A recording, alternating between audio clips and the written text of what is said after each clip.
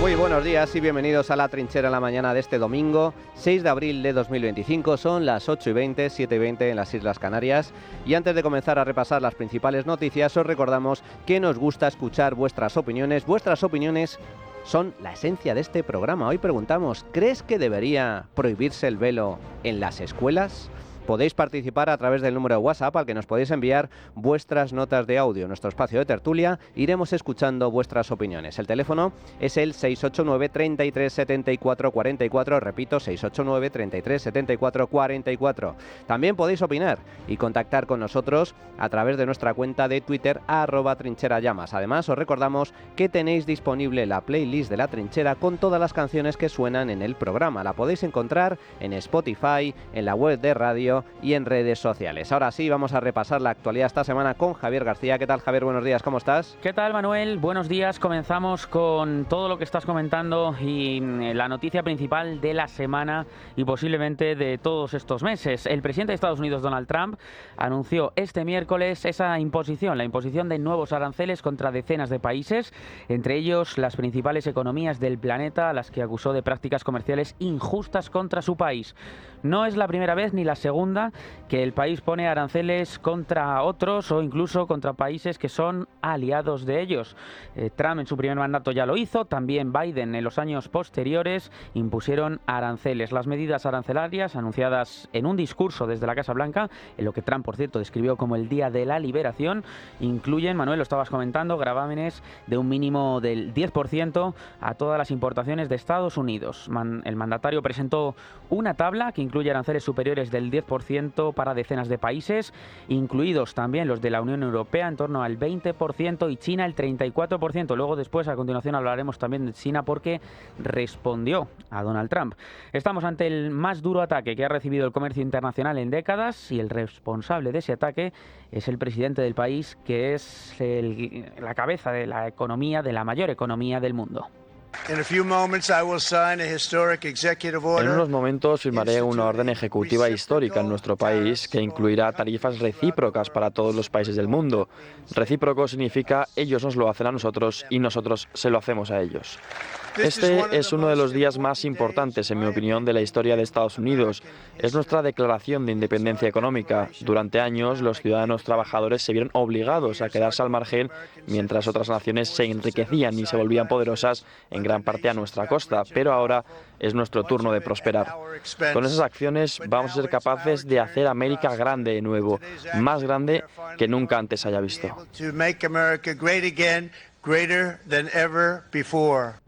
Bueno, Trump dice que los aranceles se establecen con reciprocidad a los aranceles que el resto de países amplía a Estados Unidos, pero la realidad es que eso no es cierto. Lo que Trump hace es dividir el déficit comercial que Estados Unidos tiene con un país concreto y lo divide entre el total de las importaciones que Estados Unidos recibe de ese país, y el resultado es el porcentaje que aplica de arancel, aunque lo ha reducido, y le hemos escuchado decir que lo ha reducido un tanto por ciento porque él es muy amable.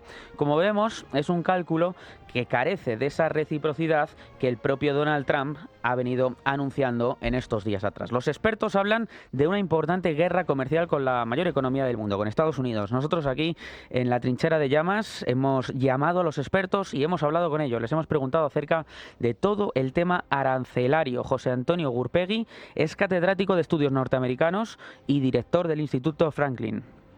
Bueno, todo parece indicar que estamos en una guerra comercial con Estados Unidos. De hecho, el propio vicepresidente Vance, en el audio que se coló del chat del grupo, utilizaba la palabra guerra comercial, ¿no?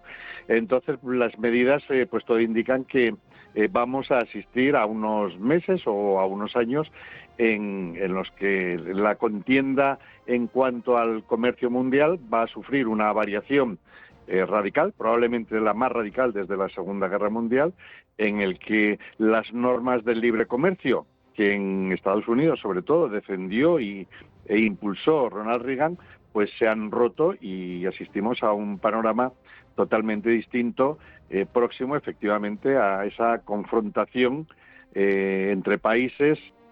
Ayer Donald Trump ayer sábado, defendió la guerra arancelaria, aunque admitió que puede existir un coste previo para la población norteamericana antes de recoger sus frutos. Convencido de la eficacia de sus medidas, dijo que su administración va a conseguir el retorno de empleos y negocios como nunca antes se ha visto, en lo que defendió como una revolución económica, y también ayer pidió a sus ciudadanos que aguanten, que resistan, pero no convence a todos. Ayer mismo, opositores al presidente Donald Trump, también al multimillonario Elon Musk, se congregaron en todo Estados Unidos para protestar contra las acciones del gobierno en la reducción del gabinete, la economía, los derechos humanos y en otros muchos temas de la administración americana.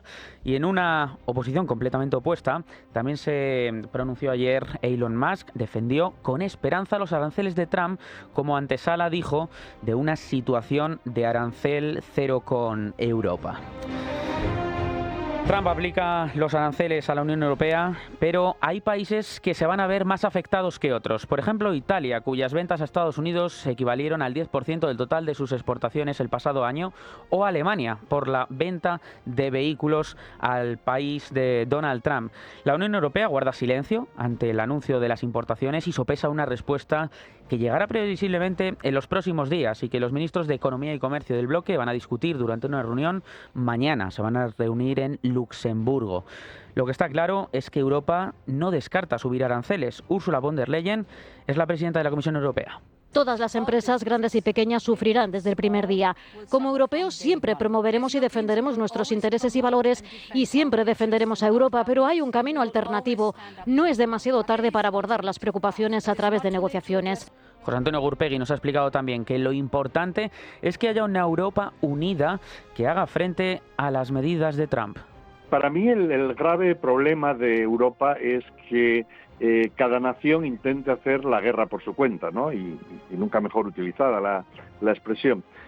Si vamos unidos, si Europa va unida, pues tendrá posibilidades de éxito. De hecho, el viernes se reunieron en Estados Unidos ya una comisión europea con una comisión del gobierno norteamericano para negociar. Incluso Ursula von der Leyen, yo creo que ha sido cauta por una parte y fuerte por otra, y digo cauta porque ha estado abierta a la negociación y fuerte también porque dice que Europa pues puede responder a este ataque que sufre por parte de la administración norteamericana, ¿no? Pero bueno, la administración norteamericana ha dicho que en origen no esas tarifas, esos impuestos no son negociables, pero lo cierto es que, como digo, que el viernes se reunieron tanto negociadores norteamericanos y negociadores europeos para ver qué podía ocurrir, y el propio Trump también dijo que si se les ofrecía algo muy bueno, pues podría estar dispuesto, ¿no?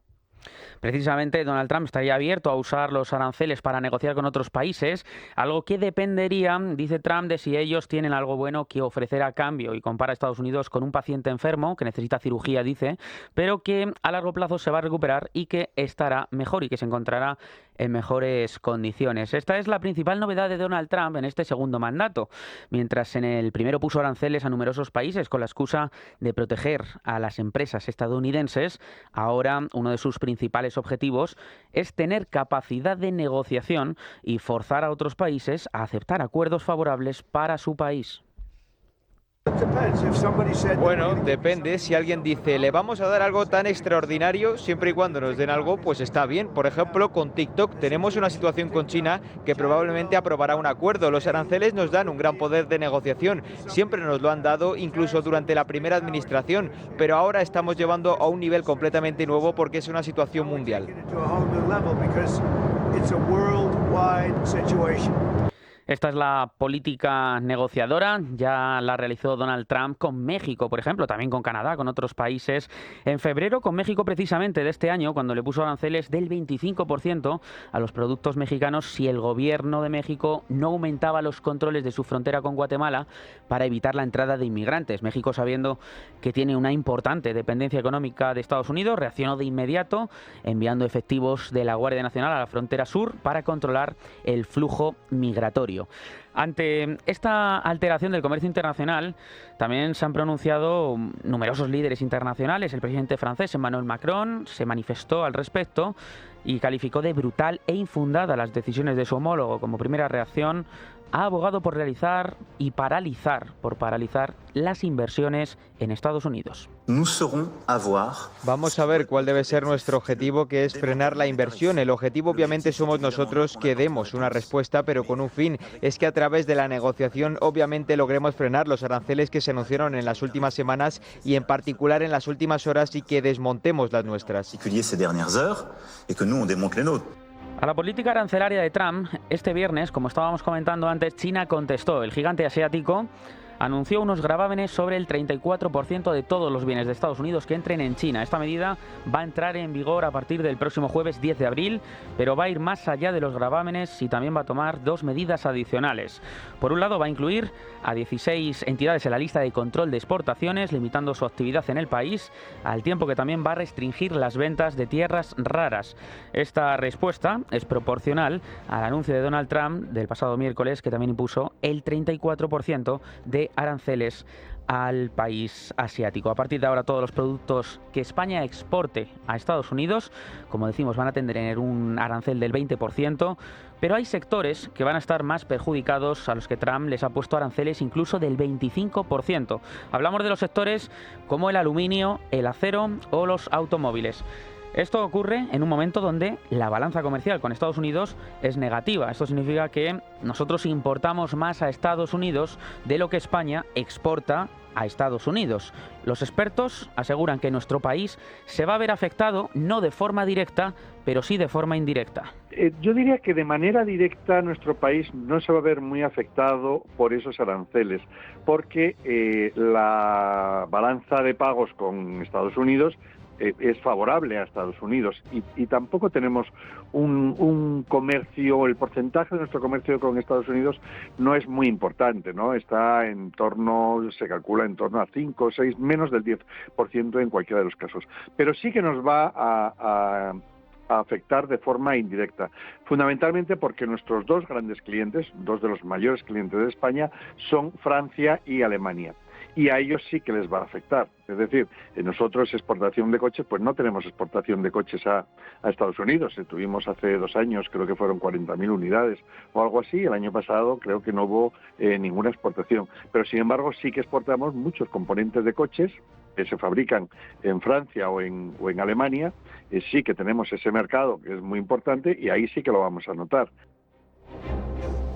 Bueno, pues esto es lo que tenemos. Vaya puñetazo encima de la mesa pegado Donald Trump, muy típico en el personaje, habitual en él. Va con todo o nada, es un all-in en toda regla, término de póker. Me la juego todo, a una sola carta. Y esto, lógicamente, es algo tremendamente temerario. Por un lado, ¿qué persigue Donald Trump con esta subida arancelaria a nivel global? Básicamente 3 objetivos. Acabar con el déficit comercial de Estados Unidos, pero eso no tiene sentido. El déficit comercial no importa. El déficit comercial no es un problema. Estados Unidos registra déficit comercial desde hace décadas. Desde los años 70, y Estados Unidos sigue siendo la primera potencia mundial. Ha crecido muchísimo desde entonces. Los norteamericanos son enormemente ricos, muy ricos, mucho más que los españoles. Un camionero en Estados Unidos puede llegar a cobrar perfectamente $100.000 al año. $100.000, lo que aquí es considerado como renta hiperalta. Un camionero. Esa es la clase media norteamericana. Estados Unidos es un gran país, el país más rico del mundo, el más poderoso, gracias al capitalismo y el libre mercado, no a los impuestos, ni a los aranceles, ni al déficit comercial. El déficit comercial no importa. Segundo objetivo de Donald Trump, dice que hay que reindustrializar. Eso es una tontería, una estupidez. ¿Por qué? Porque Estados Unidos es una economía de servicios, no es una economía industrial. Lo fue en su día, pero ya no lo es. Las economías modernas y ricas no son economías industriales, son economías de servicios. Lo que vende Estados Unidos es tecnología. Por eso, las mayores empresas del mundo son tecnológicas y son estadounidenses. Amazon, Google, Apple. Dice, vamos a traer empresas aquí. Las fábricas van a regresar a Estados Unidos. No van a regresar. No van a regresar. Por mucho que Estados Unidos le aplique aranceles al resto del mundo o elimine los aranceles a aquellas empresas que regresen a suelo norteamericano. ¿Por qué? Pues porque les sale mucho más rentable fabricar en otros países, en Vietnam, en Camboya, donde los trabajadores, pues por $200 ellos son felices porque su renta es muchísimo más baja que la de los países ricos, por lo tanto esa gente que trabaja en fábricas de multinacionales es un muy buen puesto de trabajo, pero las empresas lógicamente se ahorran mucho dinero. Por lo tanto, a nivel de costes no les compensa regresar a Estados Unidos, donde además la mano de obra está sindicalizada en muchos casos en la industria. Es absurdo, es un suicidio, no tiene sentido. No van a regresar y tardarían años en regresar. Y con la incertidumbre que ello supone. Vas a meter a cerrar tu fábrica en Vietnam y Camboya para ponerla en Texas, que puede tardar eso años absolutamente, cuando no se sabe lo que va a pasar dentro de 4 o 5 años, si va a estar Trump, no va a estar Trump, van a estar los demócratas, va a cambiar la política económica y fiscal. Es absurdo, un sinsentido, no tiene sentido. Tercer objetivo, vamos a reducir el coste de la deuda pública. Ajá, vale, muy bien. Te vas a ahorrar unos cuantos cientos de miles de dólares, de millones. El secretario del Tesoro ha dicho, esto va a suponer un ahorro muy sustancial de dinero. Habla de 100.000 millones de dólares en ahorro de costes. Vale, muy bien. ¿A costa de qué? ¿De hundir la economía norteamericana? ¿De destrozar el mercado de valores? ¿De generar pánico e incertidumbre? ¿De meter a Estados Unidos en una recesión de consecuencias imprevisibles, con todo lo que ello supone? Trump se está jugando la economía mundial a cara o cruz. Y el mero hecho de que plantee esa jugada es inaceptable. ¿Que le puede salir bien? Ojalá. Yo aplaudiré con las orejas y diré, bravo, señor presidente, lo ha conseguido. Ha eliminado los aranceles a nivel mundial, gracias a esa amenaza, gracias a su enorme capacidad y talento para negociar. Ha conseguido que todos los países del mundo eliminen sus aranceles y comercien libremente unos con otros y especialmente con Estados Unidos. Muy bien. Ojalá, ojalá. Aplaudiré con las orejas y abriré una botella de champán para celebrarlo. Pero es posible que no suceda. Y que lo que suceda es que entremos en una guerra arancelaria. China ya ha respondido con la misma moneda. Me subes los aranceles, te subo los aranceles al 34%. Y Europa, nuestros nefastos políticos europeos, que van a hacer exactamente lo mismo. Subir los aranceles a Donald Trump, a Estados Unidos. Es decir, subirnos los impuestos a los europeos. Y si entramos en una guerra comercial, amigos, vamos de cabeza a una recesión global. Y eso son malas noticias. En todo caso, el mero hecho de que Donald Trump se juegue la economía mundial a una moneda, a tirar una moneda al aire, a que salga cara o a que salga cruz, a mí ya ese mismo hecho me parece una temeridad y por lo tanto condenable, inaceptable. Y por último, la Unión Europea, ¿qué debe hacer? Sencillamente, eliminar sus aranceles. Elimínenlos. Eliminen los aranceles con Estados Unidos y con todo el mundo. Comercien libremente con el resto de países. Eliminen la burocracia. Acaben con el Pacto Verde, con las políticas ecologistas, climáticas, con la nefasta regulación a nivel de economía digital. Acaben con esa burocracia absurda. Apuesten por el libre mercado. No lo van a hacer. Pierdan toda esperanza. Y en nuestro país, el presidente del Gobierno ha respondido. Pedro Sánchez anunció la activación de un paquete de ayudas económicas y financieras de 14.100 millones de euros para mitigar precisamente el impacto de los aranceles de Donald Trump. El Gobierno ha diseñado un plan de respuesta y relanzamiento con el que pretende apoyar a empresas y a trabajadores para evitar la destrucción del empleo y la expansión hacia nuevos sectores y mercados que compense el impacto económico de la guerra comercial de Donald Trump. La mitad de esos 14.000 millones serán créditos, eso sí, que habrá que devolver. Rubén Fernández, buenos días. Buenos días. Pedro Sánchez ha puesto el traje de situaciones excepcionales, estilo pandemia o guerra en Ucrania, para oponerse a los aranceles de Donald Trump. Nadie se va a beneficiar de esto, nadie. La guerra comercial afectará a todo el mundo, también a Europa, pero más va a afectar a quien la ha provocado.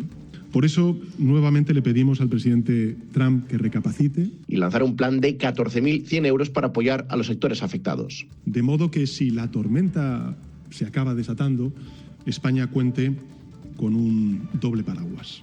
El paraguas europeo y el paraguas español. De ellos, 7.400 serán de nueva financiación, la mayoría en créditos ICO, y otros 6.700 de instrumentos ya existentes o de medidas ya aprobadas que se reciclan porque, dicen, servirán para ayudar y proteger a las empresas que podrían verse afectadas por los nuevos aranceles. Que la sinrazón de algunos líderes no la acaben pagando las mayorías sociales de siempre. Todo mientras pide ayuda a los grupos parlamentarios para sacarlo adelante. Le pido a todos los grupos parlamentarios que los compartan, que se sumen, que trabajemos codo con el Gobierno de España y con el resto de instituciones, con los agentes sociales, primordialmente. Por primera vez, María Jesús Montero sale del equipo negociador y entra el ministro de Economía, Carlos Cuerpo, que será el encargado de tener una ronda con los grupos. Los tiempos cambian, admiten algunos veteranos en el Ejecutivo tras las últimas polémicas de la vicepresidenta. Otros reconocen que el joven extremeño pinta mucho en el Gobierno de Sánchez.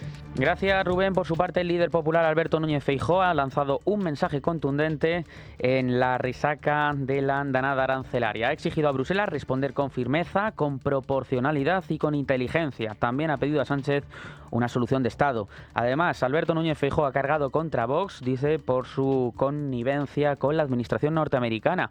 Maite Loureiro, buenos días. Buenos días. El presidente del PP reúne el próximo lunes en la calle Génova a sectores afectados por los aranceles y a consejeros económicos de las comunidades autónomas después de exigir al Gobierno que incorpore a las regiones a cualquier tipo de negociación sobre las medidas para paliar los aranceles. Advierte además al presidente del Gobierno que no puede sustituir a Estados Unidos por China en las relaciones comerciales de la noche a la mañana y aprovecha para confrontar contra Santiago Abascal, que ha evitado criticar a Donald Trump. Los aranceles no van a hacer grande a nadie, nos van a hacer pequeños a todos. El segundo mensaje es que el establecimiento de los aranceles es un ataque a nuestra agricultura, a nuestra industria, en definitiva a la gente. Nadie que diga ser patriota puede respaldar esta decisión ni tampoco minimizarla.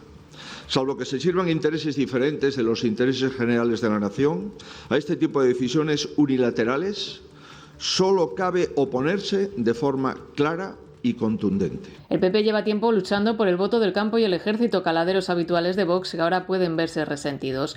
Mientras mantiene su primer contacto formal con el PSOE para negociar medidas económicas que palien los aranceles. La cita entre el ministro del ramo, Carlos Campo, y el portavoz económico del PP, Juan Bravo, se desarrolló en un ambiente cordial, pero los de Feijóo piden más datos para darle su apoyo en cualquier tipo de decreto que tiene que pasar, recordamos, por el Congreso de los Diputados.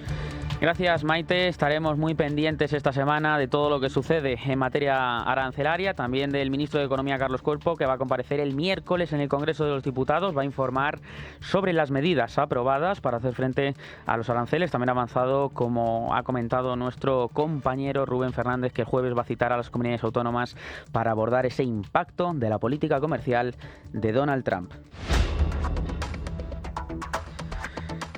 Y cambiamos de asunto. Continúan las novedades respecto a los casos judiciales que acorralan al entorno del presidente del Gobierno. Un mail ha disparado la atención de los investigadores del caso Koldo, caso Partido Socialista, mientras se debate sobre el enchufe por duplicado de Jessica, la prostituta a la que José Luis Ábalos enchufó en 2 empresas públicas.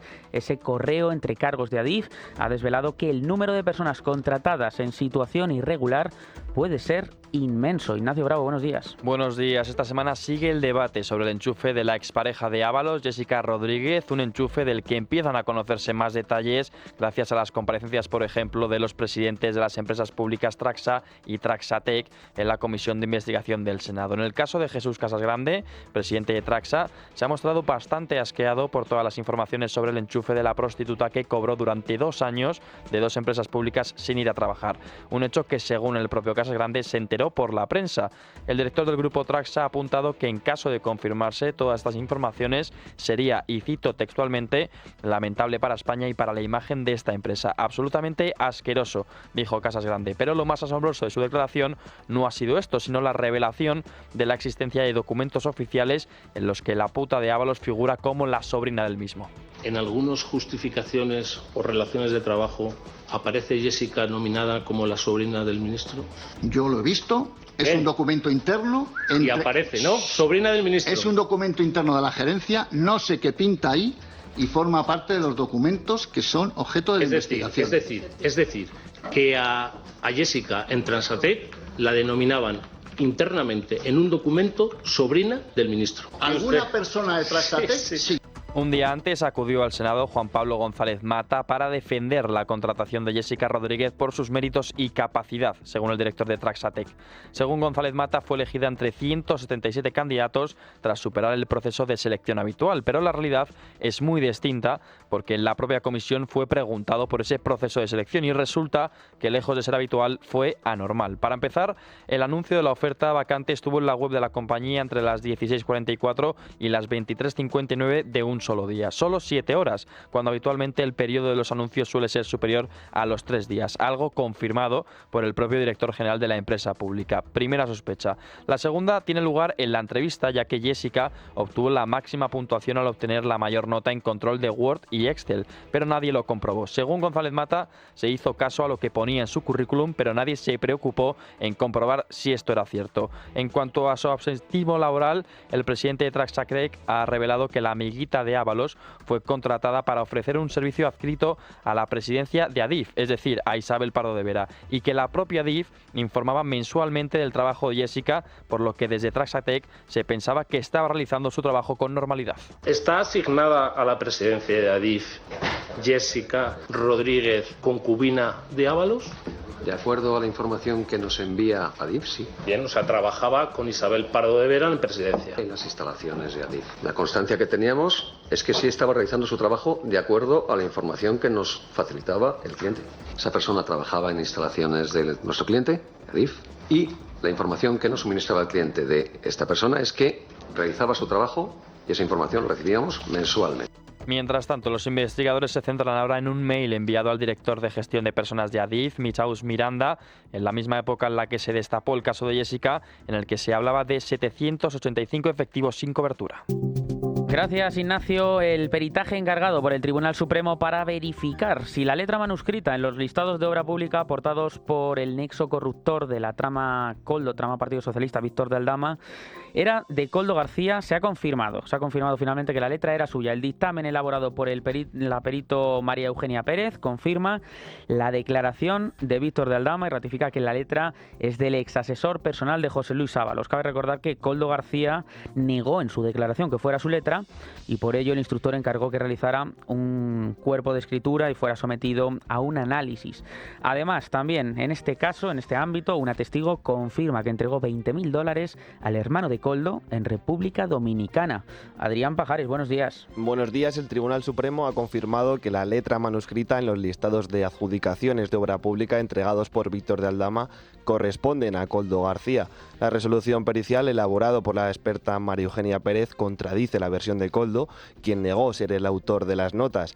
Para verificarlo, el juez instructor ordenó realizar una prueba caligráfica y el análisis identificó al menos 15 rasgos coincidentes con su letra. Mientras tanto, un testigo clave, Aranzazu Granel, declaró haber entregado $20.000 en efectivos al hermano de Koldo, Joseba García, en República Dominicana. Según explicó, realizó 2 pagos de $10.000 siguiendo instrucciones de Javier Serrano, socio de Víctor de Aldama. Además, la Guardia Civil cree que estos fondos procedían de comisiones ilegales por contratos públicos durante la pandemia. Además, OK Diario ha revelado que Ábalos y su entonces pareja disfrutaron de un chalet en Alicante construido por Koldo con dinero presuntamente obtenido de mordidas. Y en clave económica nos fijamos en la vivienda. Hasta 40 ciudades españolas ayer fueron escenario de movilizaciones en protesta por la situación de la vivienda bajo el lema "Acabemos con el negocio de la vivienda", en la que reclamaban, entre otras reivindicaciones, una reducción del 50% en los precios de los alquileres y el fin de los beneficios considerados abusivos de los rentistas. Tras las multitudinarias protestas celebradas en otoño en defensa de la vivienda por parte de diferentes organizaciones, ayer también, como decimos, fueron protagonistas los jóvenes. La falta de producto para atender la demanda y el encarecimiento de los precios han situado a la vivienda en el centro del debate político y social, y ello sin que, pese al clamor de todos los agentes del sector, se haya alcanzado un pacto de Estado que trascienda los ciclos electorales y aborde desde el consenso este problema con una visión a largo plazo. La manifestación más multitudinaria de las que se produjeron ayer fue la de Madrid, en torno a 100.000, 150.000 personas. También en Galicia, centenares de vecinos exigieron en las calles de Santiago de Compostela el fin del negocio de la vivienda y se concentraron en numerosos puntos, incluso también en Sevilla, allí en Andalucía. Yo vivo con mis padres, porque o te independizas con otra persona, amigos, tu pareja, lo que sea, o no te independizas. Los precios en Sevilla, en barrios obreros, que no estamos hablando del centro de Sevilla, pues te pueden rondar los 1.100 euros. Es que es un salario completo para un trabajador joven. Ciudades universitarias y que a los muchos caseros y a las muchas inmobiliarias les interesa en junio chapar ese contrato, 3 meses de turismo y otra vez a un estudiante. Pues en casa de los padres, vuelta a casa después de los estudios. Hay mucho piso vacacional y poco piso para vivir. ¡Qué vergüenza! Esto es... A ver, para que nos enteremos, estas manifestaciones que están organizando los sindicatos de inquilinos, que primero, no son sindicatos, y segundo, no son inquilinos, son una panda de rojos comunistas, que son el desastre más absoluto. ¿Qué es lo que nos ha llevado a esta situación? Tenemos un gravísimo problema con la vivienda en España debido precisamente a la regulación absurda, al intervencionismo macabro, brutal, intensísimo, por parte del gobierno de PSOE, Podemos y Sumar, que entre otras cosas han atacado a la propiedad privada y han prohibido y suspendido los desahucios y han dejado absolutamente indefensos a los propietarios, y eso ha reducido la oferta de vivienda en alquiler. Más demanda o igual demanda, menos oferta, subida de precios y escasez, y esta gente lo que pretende es intervenir aún más, es decir, agravar aún más la situación. Tremendo, terrible. Claro que tenemos un problema con la vivienda. Y el causante, la razón, se llama socialismo. Llegados a este punto, vamos con el análisis de Carlos Cuesta.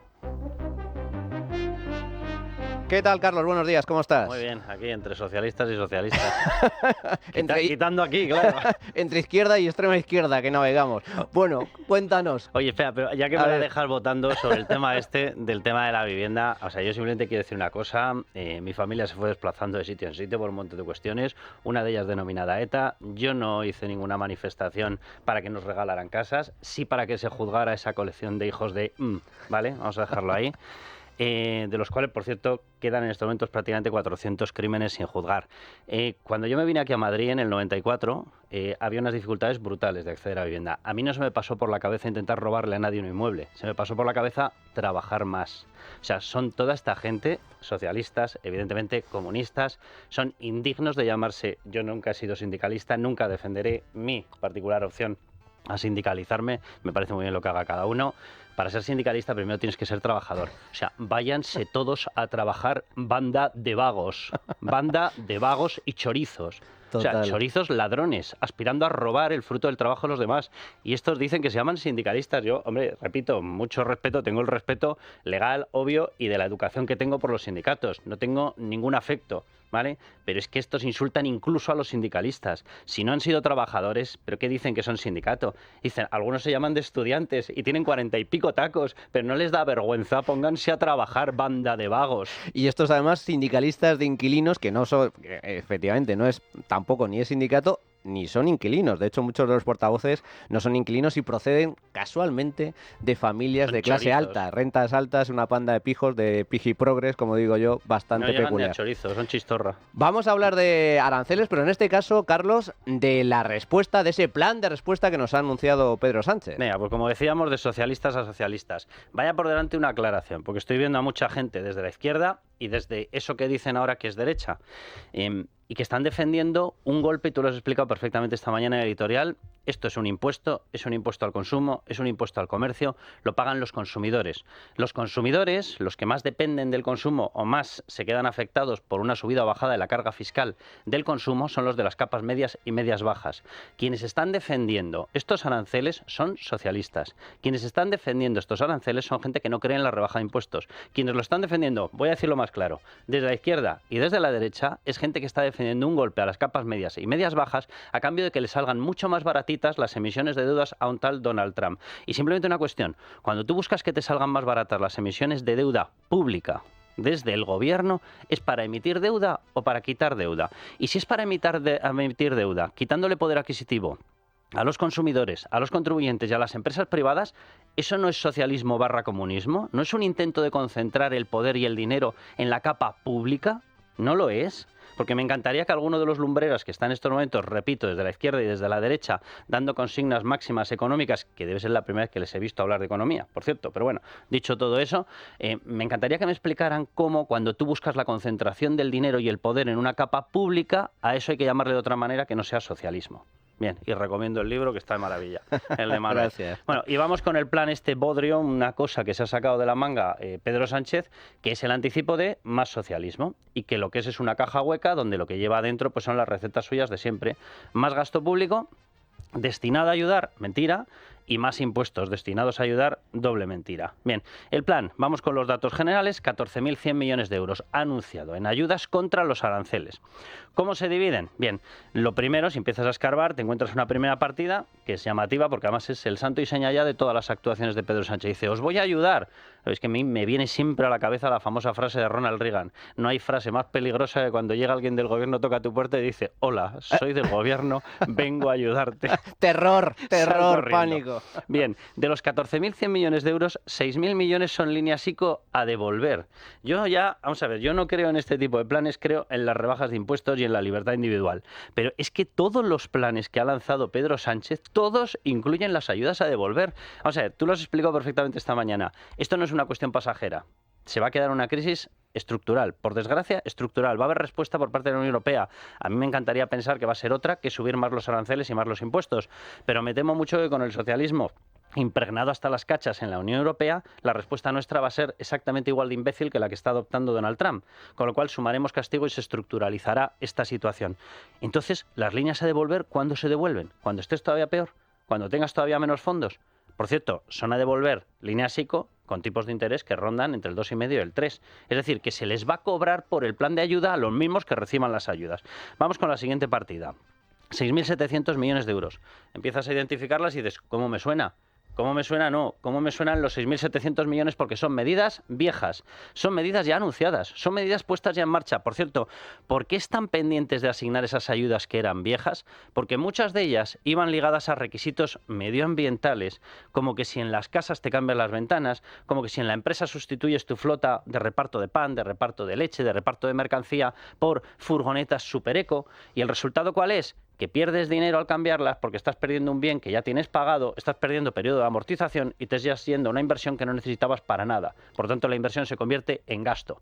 ¿El gasto es una solución en un momento en el que necesitas ahorro y necesitas cautela? No. Vale, esas medidas se habían quedado aparcadas y no se habían utilizado por ser, perdón por la expresión, eco-guays. Y nadie se había querido meter en esos gastos. Por tanto, ahora van a funcionar tampoco, trampantojo. Venga, siguiente paquete, 5.000 millones de euros. A pagar por la UE, dice. No sé, yo me he repasado todo el catálogo de ayudas lanzadas desde la UE en los últimos días con respecto a la guerra de los aranceles y no hay ni una. Por tanto, si no hay ni una, ¿a qué partidas las está ligando? No me queda más remedio que pensar que se está refiriendo de nuevo a partidas viejas de la Unión Europea, es decir, de nuevo a los Next Generation, es decir, de nuevo a los proyectos que España no ha llegado a ejecutar o solicitar de los famosos 140.000 millones, en concreto de la partida de 70.000 millones que iba ligada a que tenías que presentar tu proyecto y que de nuevo no se han utilizado por lo que acabo de citar, porque eran ayudas muy verdes, muy Next Generation, muy qué guay somos todos, pero en la realidad no servían absolutamente para nada de lo que estaba padeciendo en aquel momento la gente cuando salieron, que fue la etapa de la pandemia. Bien, en resumidas cuentas, vas sumando todo y en teoría podrían quedar en torno a 3.000 millones. En teoría, pero por conversación directa con algunas de las personas que estuvieron en la reunión, entre el gobierno y representantes del PP, el Partido Popular exigió información sobre esto y la respuesta fue que no había ni un euro a fondo perdido. Es decir, que me temo que incluso los 3.000 millones de euros, de los que hubiésemos estado hablando o de los que podríamos haber estado hablando, esos 3.000 millones de euros va a ser la misma cantinela de una falsedad como la copa de un pino. En resumen, solamente echo de menos para ser el santo y seña puro y el perfil puro de Pedro Sánchez una medida anunciando un acto contra Franco y ya nos sale el plan perfecto contra las medidas arancelarias. Ahora, lo que tengo clarísimo es que va a utilizar esto para dos cuestiones. Para decir, necesito permiso vía decreto, vía poder especial para gastar más y dos, para cobrar más impuestos. Es decir, que la ayuda se va a convertir en todo lo contrario. Se va a convertir en un lastre cargado de más gasto público, de más derroche y de más impuestos. Como dice... Y algún acto de Franco habrá, claro. Sería el broche de oro para semejante paquete. Como se suele decir, cuerpo a tierra viene el gobierno. Vamos a hacer una pequeña pausa, muchas gracias Carlos, y regresamos con el tiempo de tertulia. Pero antes, una mención, un recordatorio importante. Libertad Digital les presenta una magnífica obra de arte para conmemorar su 25 aniversario, una medalla de 9 centímetros de diámetro, realizada en bronce de máxima calidad con las pátinas efectuadas a mano y presentada en un lujoso estuche, acuñada con mensaje y firma de Federico Jiménez Los Santos y representación del Camino hacia la Libertad, obra creada por el escultor Juan de Ábalos. Una ocasión única de adquirir esta obra creada en exclusiva y de edición limitada para conmemorar los 25 años de Libertad Digital. Reserve su medalla por solo 195 euros, 170 para socios del Club Libertad Digital en el 91 316 22 42 o en edicionesesculturahistórica.es. Llame ya 91 316 22 42. La Trinchera de Llamas es radio.